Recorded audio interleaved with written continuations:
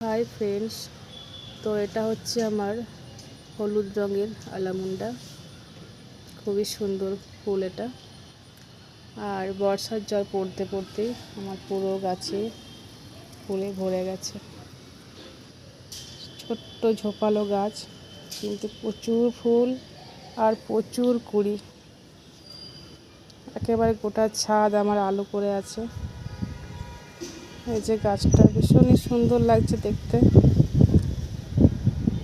অনেক ফুল ফুটেছে। আর এই গাছে তেমন কিচ্ছু যত্ন লাগে না, একটু খাবার দিই, তেমন বেশি খাবার দিই না আমি। একটু কোনো সময় হয়তো খোল জল দিলাম, একটু পটাশ দিলাম, বাকি কিচ্ছু লাগে না। গোটা বছর এভাবেই পড়ে থাকে। আবার বর্ষার জল পড়তে পড়তেই পুরো গাছে কুড়িতে ফুলে একেবারে ভরে যায়। তো দারুণ গাছটা, কিন্তু খুবই সুন্দর গাছ এটা।